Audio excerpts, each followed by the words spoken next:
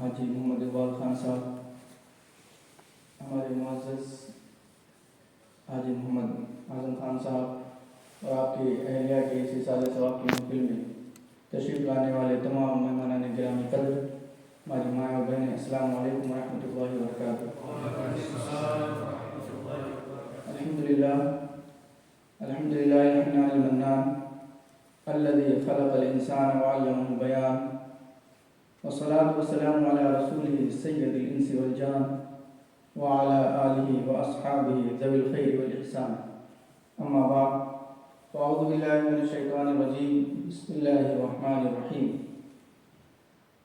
یوم ترونها تذهل كل مرضعة عما ارضعت وتضع كل ذات حمل حملها وترى الناس سكارى وما هم بسكارى ولكن عذاب الله شديد۔ صدق الله مولانا العظيم وصدق رسوله النبي الأمين الكريم، ونحن على ذلك لمن الشاهدين والشاكرين والحمد لله رب العالمين۔ عزیزان ملت اسلامیہ، آئیے اور آپ سب سے پہلے حضور احمد مختار، دونوں عالم کے مالک و مختار، سید ابرار و خیار، حضور رحمت للعالمین انیس الغریبین، حضور احمد مصطفیٰ محمد مصطفیٰ صلی اللہ علیہ وسلم ہدیہ درود پیش کریں، پڑھیں بآواز بلند، اللہم صلی علی سیدنا و مولانا محمد وعلی وسلم وآلہ وآلہ وسلم، صلاۃ و سلام علیک یا رسول اللہ صلی اللہ علیہ وسلم۔ چونکہ ہم لوگ اصالہ ثواب کی محفل میں ہیں اور یہ مرحومہ زلیخا خان، ان کی اصالہ ثواب کے لیے اللہ رب العزت مرحومہ کو کروڑ کروڑ جنت نصیب فرمائے، اللہ رب العزت ان کی قبر کی وحشت و تاریکی کو دور فرمائے اور ان کی قبر کو بقعہ نور بنائے، اور اللہ رب العزت ان کے جملہ لغزشات، ان کے جملہ سیئات، ان کے جملہ صغائر و کبائر گناہوں کو معاف فرمائے اور ان کے جملہ لواحقین کو صبر جمیل عطا فرمائے۔ عزیزان ملت اسلامیہ، جیسا کہ ابھی ہمارے پریزیڈنٹ صاحب نے عرض کیا، ایک ہی خاتمہ بالخیر کی دعا اور دوسرا یہ قبر کے عذاب، تو میرا ارادہ ہے کہ میں بھی اسی چیز پہ کچھ عرض کروں کہ جس سے ہم لوگ نصیحت حاصل کریں، اور میں یہ امید کروں گا کہ جو کچھ تھوڑا بہت ہم لوگ سیکھیں یہاں سے، وہ ضرور اپنے گھر والوں کو، اپنے بچوں کو، فیملی ممبرز کو آپ ضرور اس کو سکھائیں، ان کو بتائیں، وہ مانے یا نہ مانے یہ ان کا کام ہے، ایٹ لیسٹ آپ اپنے حق سے بری ذمہ ہو جائیں، اور کم سے کم آپ کو جو اللہ پاک نے فرمایا نا کہ تأمرون بالمعروف وتنہون عن المنکر، کہ تم اچھی بات کا حکم دیتے ہو اور غلط کام سے روکتے ہو، تو یہ فریضہ، یہ بہت بڑا فریضہ ہے۔ اسی بنیاد پہ فرمایا کہ یہ امت، یہ بہتر امت ہے، یعنی اس امت محمدیہ صلی اللہ تعالیٰ علیہ وسلم، اللہ رب العزت نے فرمایا کنتم خیر امتی، تم بہتر امت ہو، تو وجہ بھی بتائی اس لیے بہتر امت ہو کہ اچھی بات کا حکم دیتے ہو اور غلط کام سے روکتے ہو۔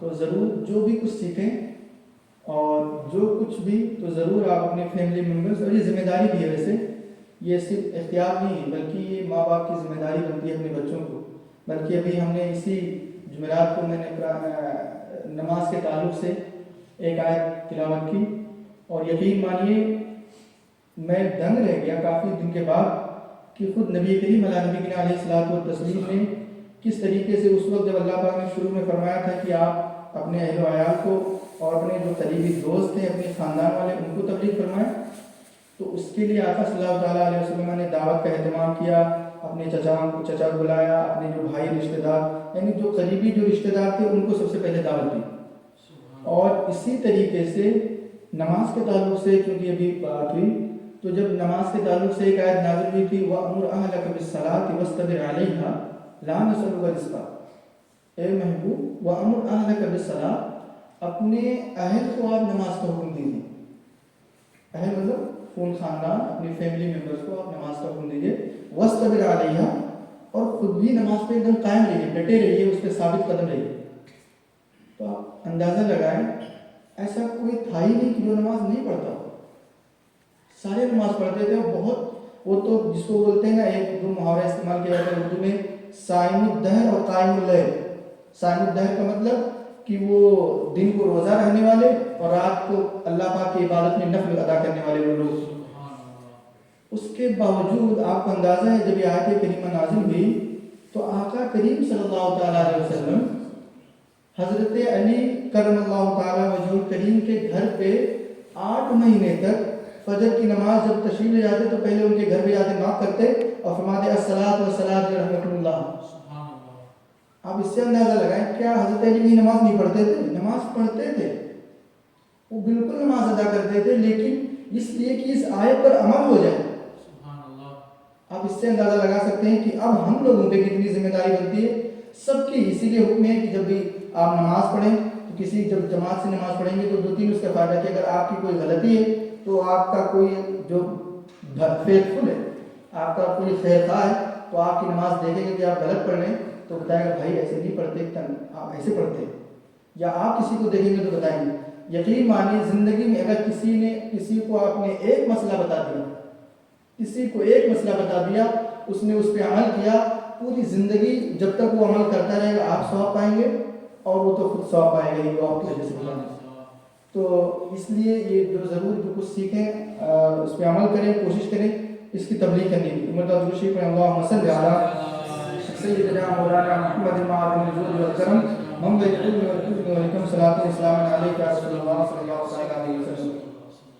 عزیزان ملت اسلامیہ, جو اسلام اللہ رب العزت نے ہمیں یہ اتنی بڑی نعمت عطا فرمائی, اس میں ایک چیز بہت زیادہ اللہ رب العزت نے قرآن پاک میں زور دیا, اور الحمدللہ جو لوگ ہمارے اس میں حاضر ہوتے ہیں قرآن پاک کی تفسیر میں ہر منگل کو, ہر ٹیوزڈے کو, کہ اللہ رب العزت بار بار آخرت کی یاد دلانا ہے, یعنی مرنے کے بعد کی زندگی کو.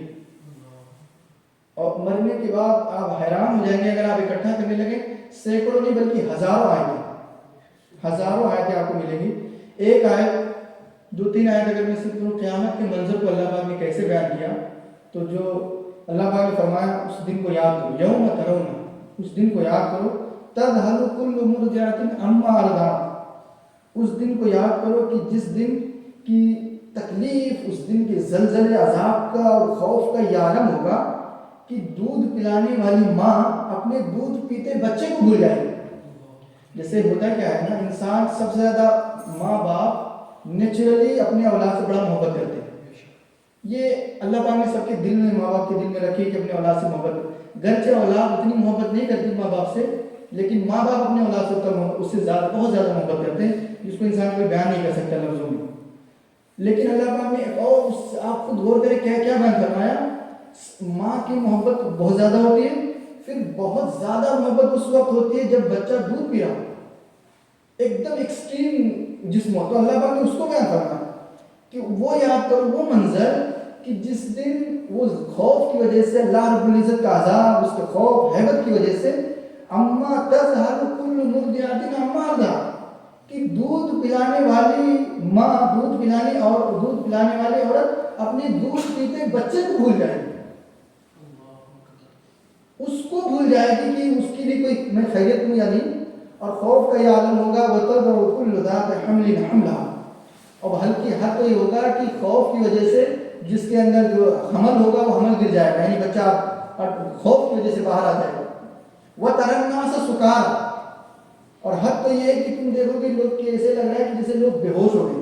اللہ کا فرما رہا ہے وَتَرَى النَّاسَ سُكَارَىٰ, اور لوگوں کو تم دیکھو گے کہ وہ بے ہوش ہیں. سکارا بولتے ہیں جب انسان زیادہ شراب پی لے اس والی کیفیت کو, شراب پینے کے بعد نشے کی کیفیت. لیکن اللہ پاک فرما رہا ہے نشے کی کیفیت میں لوگ ہوں گے, وہ ماں ہوں گے سکارا. جبکہ ایسا نہیں ہوگا, ایسا نہیں کہ انہوں نے کوئی شراب پی لی ہے, بلکہ اللہ پاک کے عذاب کی خوف کی وجہ سے دہشت میں وہ ان کی یہ کیفیت ہوگی. وَلَٰكِنَّ عَذَابَ اللَّهِ شَدِيدٌ, اور اللہ پاک کا عذاب بڑا سخت.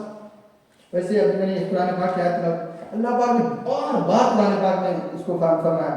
سورہ ابراہیم میں فرمایا وہ بہت خوف اور گھبراہٹ کا عالم ہوگا. پھر سورہ قیامت میں فرمایا کہ اس دن کی ہولناکیوں اور تباہی کو دیکھ کر کے انسان کی آنکھیں پتھرا جائیں گی. پھر سورہ کہہ سکتے ہیں سورہ نور میں فرمایا کہ اس دن کی شدت سے دل اور نگاہیں الٹ جائیں گی. سورہ غافر میں فرمایا کہ کلیجہ منہ کو آ جائے گا. کلیجہ منہ کو آ جائے گا. اور اس دن سورہ انسان میں فرمایا کہ وہ تیوریاں چڑھانے والا دن ہوگا. اور سورہ مزمل میں فرمایا کہ وہ دن تو ایسا ہوگا کہ بچے بوڑھے ہو جائیں گے, خوف کی وجہ سے بچہ بوڑھا ہو جائے گا, اور حمل والی عورتیں حمل اپنا ضائع کر دیں گی. وہ دن ٹلنے والا نہیں. سورہ شورى میں فرمایا. سورہ قیامہ میں فرمایا کہ اس دن انسان اپنی تلاش میں ہوگا. سورہ طور میں فرمایا کہ اس دن کسی کا مکر و فریب کسی کام نہیں آئے. آج جو ہوتا ہے نا, آج تو آپ کسی کو بھی دھوکہ دے لیں, کسی کو بھی دھوکہ دے لیں, مولانا صاحب کو بھی دھوکہ دے سکتے ہیں, گھر والوں کو بھی, بچے کسی کو بھی دھوکہ دے سکتے ہیں. اللہ پاک فرمایا اس دن کسی کا کوئی مکر و فریب کوئی کام نہیں آنے والا. اس دن کسی کا, سورہ شعراء میں فرمایا اس دن کسی کا کوئی عہدہ کوئی منصب کام نہیں آئے گا. اس دن دنیا کی ہر چیز فنا ہو جائے گی. اس دن آسمان پھٹ جائے گا. سورہ مزمل میں فرمایا. سورہ نبا میں فرمایا آسمان پھٹ کر سرخ اور چمڑی کی طرح گلابی ہو جائے گا. سورہ رحمان میں فرمایا. اور سورہ تنویر میں فرمایا آسمان کی کھال اتار دی جائے گی. آسمان پگھلے ہوئے تانبے کی طرح موم ہو جائے گا. آسمان کو لپیٹ دیا جائے گا. اللہ پاک بہت زیادہ, اب میں یقین مانیے میں تو 100 سے زیادہ کہ میں نے اکٹھا کیا. آپ قرآن پاک میں جب اللہ پاک نے بیان کیا یہ ہونا کی یہ جو اللہ پاک کی قیامت کا منظر اور خصوصاً آخرت کا منظر, محشر کا, میدان محشر کا, تو آپ انسان لرز جائے. تو یہ اس لیے اللہ پاک نے بیان فرمایا کہ یہ عبرت کی ہم اس دنیا میں, وہ بار بار اللہ پاک یاد دلاتا ہے کہ اس دنیا میں تو آئے, ہم نے تو اس دنیا کو بنایا تمہارے لیے, لیکن تم کو میں نے اپنے لیے بنایا. اس دنیا کو تو بنایا انسان کے لیے. اس دنیا کو جو بنایا, دنیا کی جتنی رہنمائیاں ہیں, یہ جتنی چیزیں ہیں اچھی بری ساری, وہ تو انسان کے لیے ہیں. لیکن انسان کو اللہ پاک نے بنایا کہ میں نے تم کو اپنے لیے بنایا. تو انسان کا یہ ہے کہ اللہ پاک نے جو بیان فرمایا کہ اس دنیا میں رہے, دنیا کی لذتوں سے فائدہ اٹھائے, اس دنیا کی لذتوں سے لطف اٹھائے, لیکن شرعی حدود میں رہتے ہوئے, حلال اور حرام کی تمیز کرتے ہوئے, جو حلال اور حرام کی جو باؤنڈیشن اس میں رہتے ہوئے اس دنیا سے فائدہ اٹھائے, اور آخرت کا مطمئن نظر ہو. مطمئن نظر جو مقصد جو ٹارگیٹ ہو آخرت. یہ تو ایسے ہی ہے جس طریقے سے حدیث پاک میں کہ جیسے سفر میں جا رہے تھے تو راستے میں ایک درخت نظر آیا, تو آپ وہاں کچھ دیر لمحے کے لیے آرام کرنے لگے. تو بس آپ جب منزل تو آپ کی ہے کہ آپ کو جانا ہے کہیں دور, لیکن بیچ میں آپ تھک گئے تھے تو راستے میں درخت کے نیچے, اس پیڑ کے نیچے کچھ دیر کے لیے آرام کر لیں. تو آقا صلی اللہ تعالیٰ علیہ وسلم نے فرمایا دنیا کی زندگی بھی ایسے ہی ہے کہ جیسے چند سیکنڈ کے لیے کچھ لمحوں کے لیے انسان آرام کرتا ہے درخت کے نیچے, ایسے تمہارے لیے کہ چند لمحوں کے لیے زندگی ہے, اس سے کچھ فائدہ اٹھاؤ جائز طریقے سے. اس کے بعد مقصد تو تمہارا جو ہے وہ آخرت, اللہ پاک کی رضا و خوشنودی. اس کے لیے عزیزان ملت اسلامی, یہ خیر میں نے اس لیے بتایا. لیکن جو ابھی ایک بہت اہم بات ہمارے پریزیڈنٹ صاحب نے جو کی تھی, اس چیز کو میں آپ کو لے کے آؤں. وہ آپ حیران ہو جائیں گے اللہ رب العزت نے جس طریقے سے بیان کیا کہ قیامت کی شدت, قیامت کی تکلیف.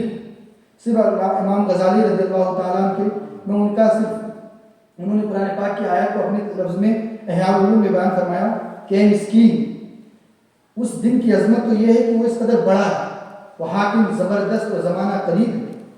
اے انسان تو اس دن کی تیاری کر لے کہ جس دن تو دیکھے گا کہ آسمان پھٹ گئے, اس کے خوف سے ستارے جھڑ گئے, روشن ستاروں کی چمک مان پڑ گئی, سورج کی روشنی لپیٹ دی گئی, پہاڑ چلنے لگے, پانی لانے والی اونٹنیاں کھلی پھرنے لگی, سمندر ابلنے لگے, اور روحیں بدنوں سے جامی, جہنم کی آگ بھڑکائی گئی, جنت قریب لائی گئی, پہاڑ اڑائے گئے, زمین پھیلائی گئی.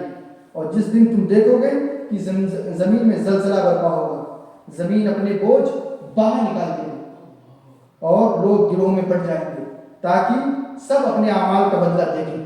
لوگوں کو اللہ پاک گروہ میں بانٹ دے گا تاکہ سب اپنے اعمال کا بدلہ دیکھیں. اور جس دن زمین اور پہاڑ اٹھا کر پٹک دیے جائیں گے, اس دن عظیم واقعہ رونما ہوگا. عزیزان ملت اسلامیہ, یہ بہت ساری چیزیں ہیں. تو آخر میں جو عرض کرنا چاہ رہا ہوں کہ خاتمہ بالخیر کی دعا یہ ہوا کہ خاتمہ بالخیر کی دعا کریں. کیوں کہ ہماری جو سب سے بڑی نعمت وہ ایمان کی, سب سے بڑی نعمت جو ایمان کی. اور ایمان کیا ہے؟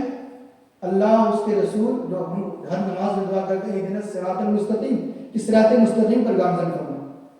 अब आप बताइए ज़रा तसव्वुर करिए ये जो मंजर जिसको मैंने कह सकते हैं 0.11% भी नहीं बयान किया, जो अल्लाह ने बयान किया और जो बुजुर्गान दीन ने बयान किया, उस मंजर में अगर कोई काम आ सकता है तो तन्हा हुजूर नबी करीम अलैहिस्सलातु वस्सलाम की ज़ात पाक, उस कैफियत कोई पुरसानी हाल जब नहीं होगा तब आका करीम सल्लल्लाहु अलैहि वसल्लम उस वक्त आप काम आएंगे।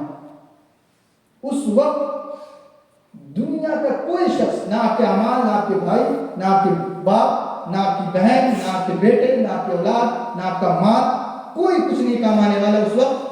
उस वक्त नबी करीम तस्लीम उस वक्त अपनी उम्मत के लिए, तो आप जरा तसव्वुर करें, खुद गौर करें कि जो ये बड़ा मशहूर शेर कि मोहम्मद की मोहब्बत दीन हक की शर्त अव्वल है, उसी में हो अगर खामी तो सब कुछ नामुकम्मल है।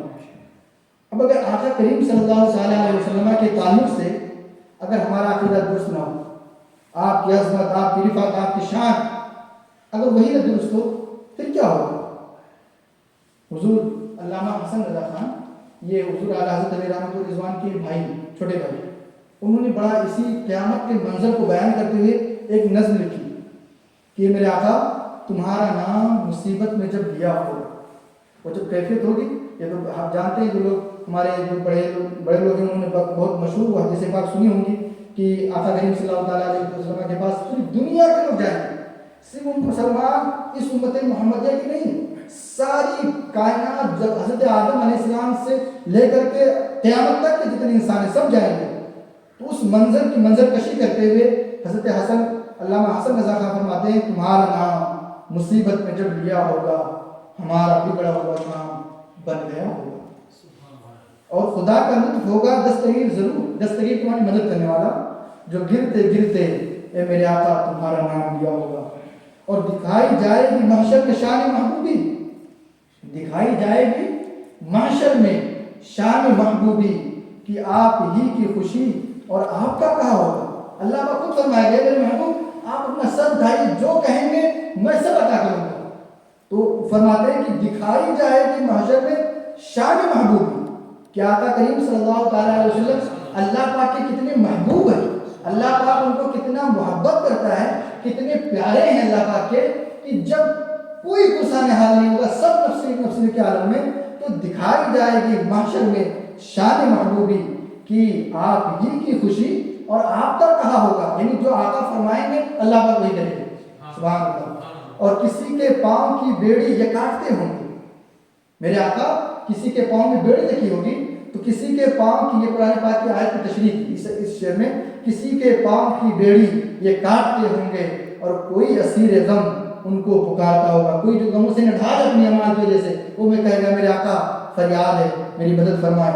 किसी के पल्ले ये होंगे वक्त वज़न अमल, जब लोगों के अमाल तौले जाएंगे उस वक्त मेरे आका फरमाया हदीस पाक में कि मैं कभी लोगों के अमाल तौले जाने के वक्त रहूंगा, कभी महशर में, कभी जहाँ पे पुलसरात वहाँ पर रहूंगा, तो किसी के पल्ले पे ये होंगे वक्त वज़न अमल, कोई उम्मीद से मुंह उनका देखता होगा कि मेरे आका मुझे देख ले, मेरी भी फरियाद कर ले, सुभान अल्लाह। कोई कहेगा दुहाई है या रसूल अल्लाह, कोई कहेगा मेरे आका मेरी भी फरियाद सुन लीजिए, कोई थाम के दामन मचल गया होगा, कोई आका के दामन थाम गया होगा। मैं खत्म कर रहा हूँ, बहुत उन्होंने बयान फरमाया, सुभान अल्लाह। आखिर में फरमाया अजीज बच्चे को माँ जिस तरह तलाश करे, यानी जब कोई प्यारा बच्चा हो और बच्चा आपका गुम हो जाए, माँ से गायब हो जाए बच्चा, तो जिस तरीके से माँ तड़पती है, तो अजीज बच्चे को माँ जिस तरह तलाश करे, खुदा गवाह यही हाल आपका होगा कि आका सल्लल्लाहु अलैहि वसल्लम अपनी उम्मत की इस तरीके से मदद करेंगे और अपनी उम्मत के लिए इस तरीके से तड़पते होंगे कि जिस तरीके से माँ अपने प्यारे बच्चे के गायब हो जाने पर तड़पती है, तो मेरे आका सल्लल्लाहु अलैहि वसल्लम अपने उम्मतियों के लिए इस तरीके से तड़पेंगे।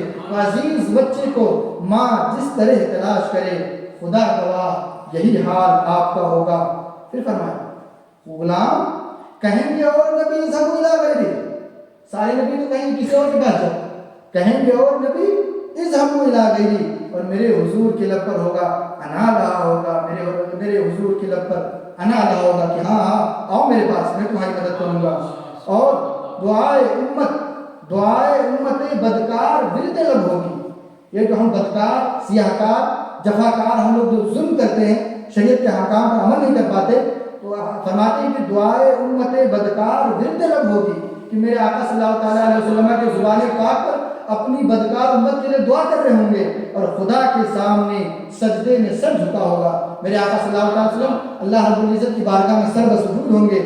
پھر فرمایا، اپنے کیا فرمایا، غلام ان کی عنایت سے چین میں ہوں گے. ہم آقا صلی اللہ تعالیٰ وسلم کے غلام ہیں، بلکہ ان کے غلاموں کے غلام ان کے در کی جو دھول ہے اس دھول سے بھی بدتر اگر ہماری نسبت ہو جائے، ہم اس دھول کے بھی غلام. تو غلام ان کی عنایت سے چین میں ہوں گے. عدو حضور کا آفت میں مبتلا ہوگا، لیکن جو حضور کا دشمن ہے وہ آفت میں مبتلا ہوگا. اب بتائیے، جو آقا کریم صلی اللہ تعالیٰ علیہ وسلم کے جس کے دل میں محبت نہ ہو، کس منہ سے آقا صلی اللہ تعالیٰ علیہ وسلم کی شفاعت کا طلبگار ہوگا وہ انسان؟ اب ذرا اندازہ لگائیں اس وقت کے منظر کو. شفاعت کے بغیر تو کچھ ہونا نہیں. اب آپ تو اس لیے فرما رہے غلام ان کی عنایت سے چین میں ہوں گے. ہم آقا کے غلام ہیں اور آقا صلی اللہ تعالیٰ علیہ وسلم انشاءاللہ ہماری فریاد رسی کریں گے اور ہماری سفارش کریں گے، ہماری شفاعت فرمائیں گے. عدو حضور کا آفت میں مبتلا ہوگا. اور جانتے ہیں یہ اللہ پاک نے آقا صلی اللہ تعالیٰ علیہ وسلم کو یہ عصمت دی، فرمایا تھا کہ میں نے ہر نبی کو 2 چیزیں عطا فرمائی. تو آقا صلی اللہ تعالیٰ علیہ وسلم کو بھی اللہ رب نے 2 ایسی چیزیں عطا فرمائی کہ مجھ سے جو مانگنا ہے مانگو. تو اللہ آقا صلی اللہ تعالیٰ علیہ وسلم نے فرمایا ایک چیز یہ کہ میں نے اللہ پاک سے وہ مانگا کہ جب تک میری امت، میرا چاہنے والا، جب تک تو میں اس کو سب جنت میں نہیں لے کے جاؤں گا، میں اس وقت تک میں چین سے نہیں بیٹھوں گا. میں اللہ کی بارگاہ میں دعا کرتا رہوں گا اس کے لیے. یہ میرے آقا نے ہم لوگوں کے لیے آخرت میں اپنی دعا کو رکھا ہے، آخرت میں ہم لوگوں کے لیے. لیکن ہمارا کیا کردار ہے؟ جو مسلمان نام لیتے ہیں ان کا کیا کردار کہ صلاۃ و سلام نہیں پڑھ سکتے. آپ ذرا تصور کریں جو لوگوں کا، اب میں آپ کو بہت غور و فکر کی بات کرتا ہوں. امت ہمیں اسلام ملا کس کے سطح میں؟ آقا کے سطح میں.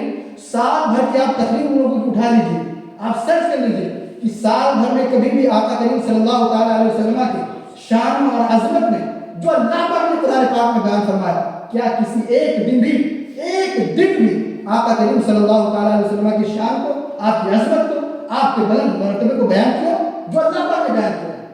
بلکہ ہوتا کیا ہے، جب دل میں نفاق ہوتا ہے تو انسان قرآن پاک پڑھتا ہے، جب وہ آیت آتی ہے جہاں پہ عظمت مصطفیٰ ہوتا ہے تو وہ اس آیت کو پلٹ دیتا ہے. جب حدیث پاک پڑھتا ہے اللہ اکبر، جب وہ ہوتا ہے استغفر اللہ، وہ اس حدیث پاک کو وہ برق پلٹ دیتے ہیں جس میں آقا کریم صلی اللہ تعالیٰ علیہ وسلم کی شان اور عظمت. عزیزان ملت اسلامیہ میں پھر میں ایک بات عرض کروں، یہ امت جو اس مشکل سے دوچار ہے، آقا کریم صلی اللہ تعالیٰ علیہ وسلم کی شان اور عظمت کیا، یہ ہم تو حضور غوث پاک رضی اللہ تعالیٰ کا یہ مہینہ ہے. یہ امت جو ہمارا عقیدہ، اگر ہم اپنے بزرگان دین پہ صحیح عقیدہ رکھتے ہیں، آپ جانتے ہیں حضور غوث پاک رضی اللہ تعالیٰ حدیث پاک میں یہ بھی ہے کہ میرا ایک ولی 70,000 لوگوں کو بے حساب ان کو جنت میں لے کے جائیں گے. یہ حدیث پاک ہے. اللہ کے نیک ولی، اللہ کے ولی اللہ وہ اپنے بندوں کو، گنہگار بندوں کو، جو گنہگار ان کو 70,000 لوگوں کو بے حساب وہ جنت میں لے کے جائیں گے. ولی انہوں نے اس طریقے سے تعلیم دی.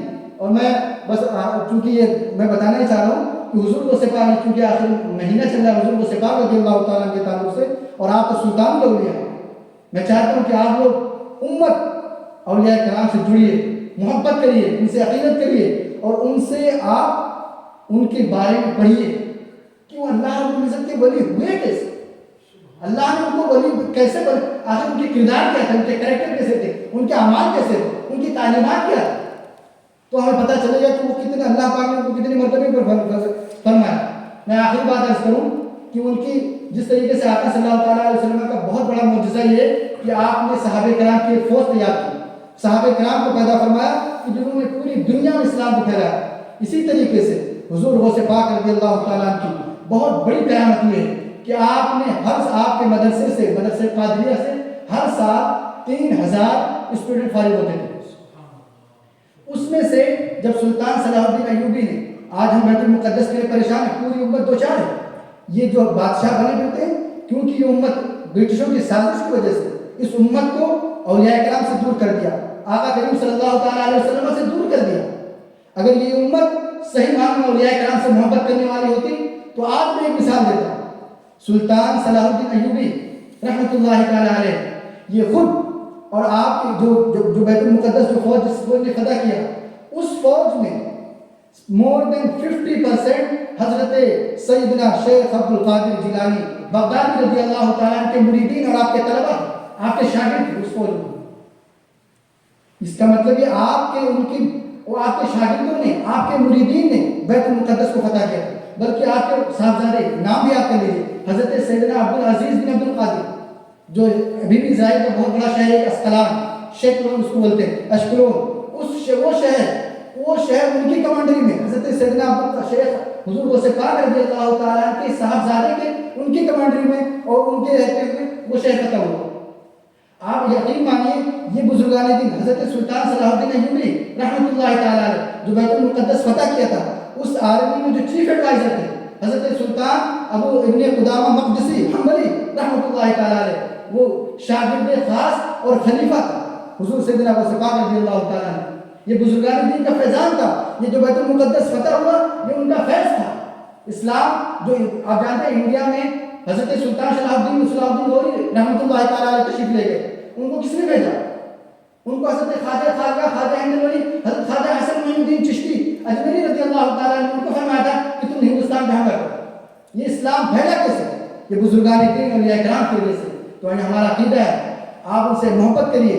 اگر یہ ہوتا لوگ محبت کرنے والے ہوتے ہیں اولیاء کرام سے تو آج یہ بیت المقدس جو ہم پوری امت دوشار ہے، اگر وہی ہوتے آپ جانتے ہیں حضرت امام محمد بن محمد غزالی رحمۃ اللہ تعالیٰ علیہ آپ کے اس میں شاگرد تھے، آپ کے مریدین تھے، بلکہ حق تو یہ ہے جو مرید جو ان کا کام تھا کہ حضرت غوث پاک رضی اللہ تعالیٰ عنہ کے ہمیشہ ان کا کام تھا وہ جوتا لے کے پھرتے تھے، ہمیشہ جوتا اپنے پاس رکھتے تھے حضور غوث پاک رضی اللہ تعالیٰ عنہ کے۔ وہ سلطان صلاح الدین ایوبی کے جو رائٹ ہینڈ کمانڈر تھے وہ تھے۔ یہ ہے بزرگان دین نے ان سے تعلیم دی، ان سے جو عقیدے رکھتے تھے، یہ فیضان تھا۔ اس ہسٹری کو کون پڑھے گا؟ جب آپ کے دلوں میں نفاق، اس ہسٹری کو یہ کوئی انکار نہیں کر سکتا، لیکن جب دل میں محبت ہوگی تو آپ پڑھیں گے، اولیاء کرام سے عقیدت رکھیں گے، ان کے بتائے ہوئے راستے پر چلیں گے۔ اللہ پاک نے ان کو ولی بنایا، اللہ پاک نے فرمایا من عاد لی ولیا فقد آذنته بالحرب، جس نے میرے کسی ایک ولی سے دل میں نفاق رکھا، بغض رکھا، اس کے لیے میرا اعلان جنگ ہے۔ اللہ رب العزت ہم سب کو عقیدہ صحیحہ پر عمل کرنے کی توفیق عطا فرمائے، ہم سب کو خاتمہ بالخیر فرمائے، اور ہم سب کو کل میدان محشر میں آقا صلی اللہ تعالیٰ علیہ وسلم کی شفاعت عطا فرمائے۔